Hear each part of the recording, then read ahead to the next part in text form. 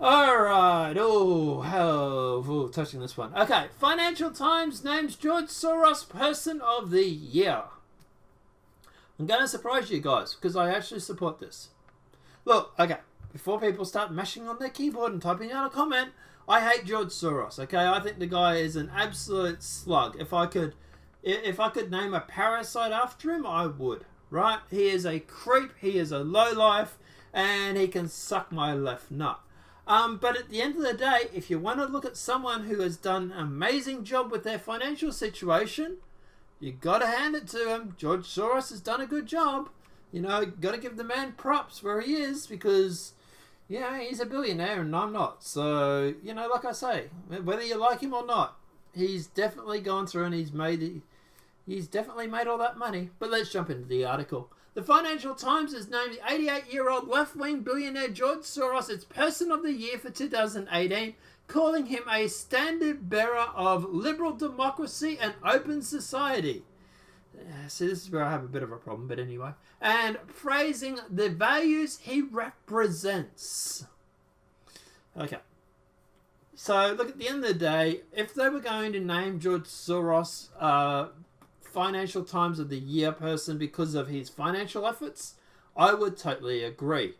I don't think a Financial Times magazine, newspaper, whatever you want to call it, should be talking about George Soros and the value he represents. I would say that this is supposed to be a magazine or a newspaper regarding Financial Times. Stay in your frigging lane, will you? But anyway, let's keep going. The paper noted Soros worked for the liberal democracy but ignored critics who claim that the group has sponsored acting in coordinate liberal democracy today by promoting left-wing extremism undermining national sovereignty, which he is, but anyway. The Times noted, from his native Hungary to his adopted America, the forces of nationalism and populism are battering the liberal democracy order Soros has tirelessly supported. This is the standard bearer for the liberal democracy and open society. These are the ideas which triumphed in the Cold War. Today they are under siege from all sides, from Vladimir Putin's Russia to Donald Trump's America. Far more than 3 decades, Mr. Soros has used philanthropy to battle against authoritarianism, racism, and intolerance. Oh, really? Moving along. Although his long-committed openness to media freedom and human rights, he has attracted the wrath of authoritarian regimes and increasingly the national populists, whom continue to gain ground, particularly in Europe. You're really going to go through it and say that George Soros is a humanitarian or human rights advocates. The guy literally worked with Nazis. How do you literally say that this guy has media freedoms and human rights when he frigging worked with Nazis? Like, Jesus Christ, I've never heard so much crap in my life.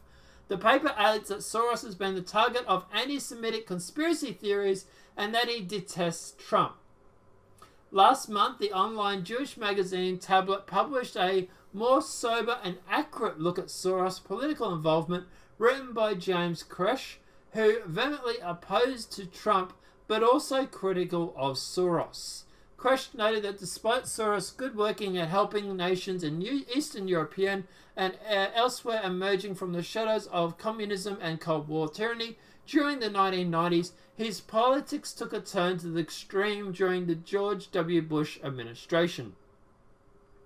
Quite long before a Manhattan real estate developer bellowed out a lock-her-up Hillary Clinton, Soros had adopted the language of political delegitimization or delegitimization and verification.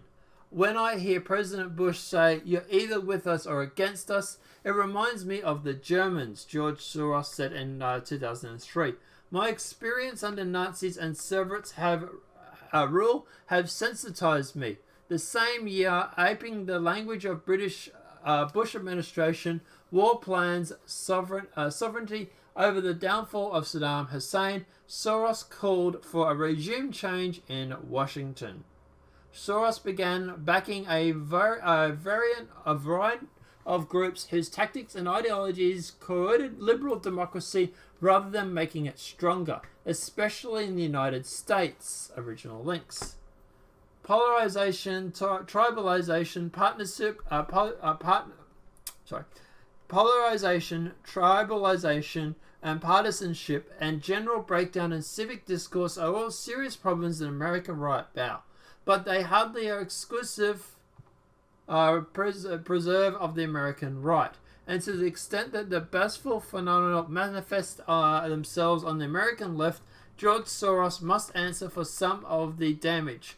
Soros was eagerly backer of MoveOn, an aggressive partisan left-wing organization which once published a full-page advertisement in the New York Times slandering General Dave Patagas as General Betray Us.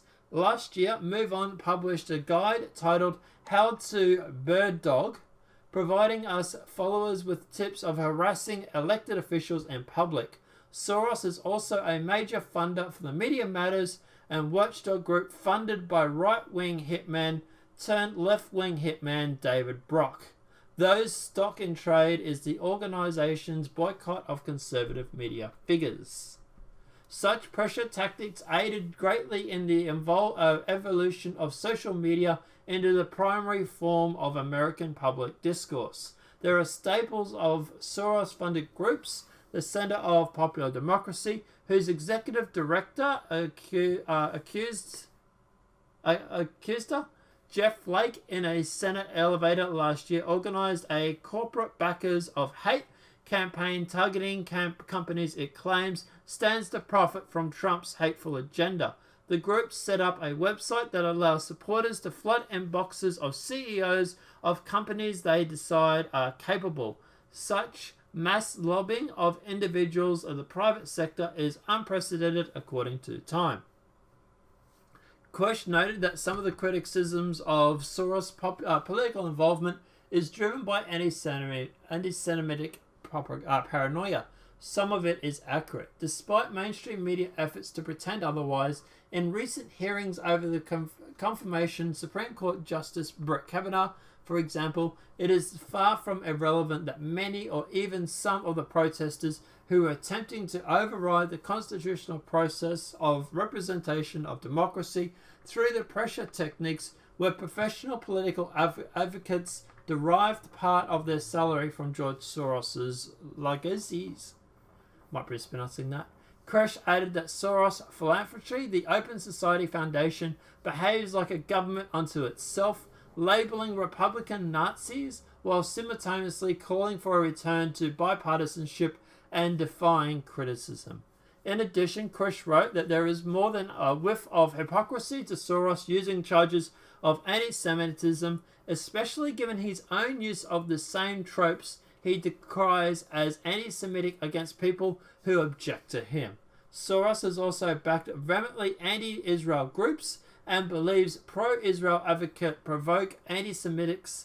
Krush also noted that Soros does little to promote the welfare of Jews while funding advocates for other groups.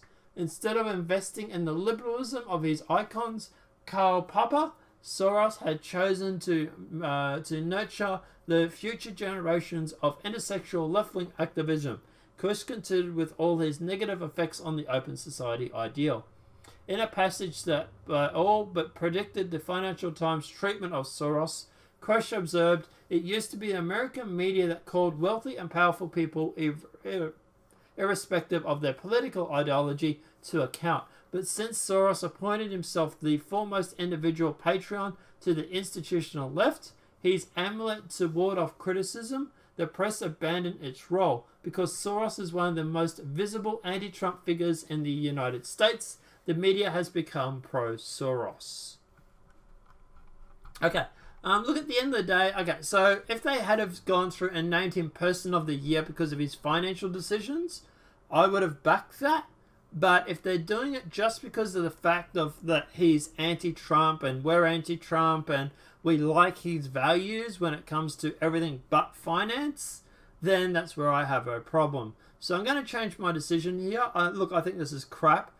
If it had been about him and his financial dealings, yes, you have to admit that Soros is an amazing businessman. Whether you like him or not, or you hate him, like I said, I think he's a rifled cunt.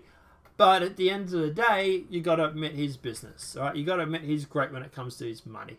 But yeah, it seems to be that more about this is it's more about him being anti-Trump, and at the end of the day, this just seems like it's another he's with us, yay, let's give him an award, sort of bullshit. So yeah, I'm kind of disappointed, really. Well, I'm not disappointed. I kind of expect this from left-wing media, but yeah. Guys, let me know what your thoughts are in the comment section below. Do you think that they gave Soros this award as Person of the Year because he's anti-Trump? Or do you think they gave it to him because of his business dealings? Or do you think they gave it to him because of he's gone through and the value he represents, which is everything that's not Trump? Let me know what your thoughts are in the comment section below. If this video has been helpful, please smack a like. If you're new to the channel, welcome and subscribe. Apart from that, guys, I'll see you in the next demonetized video from YouTube. Have a great day and enjoy.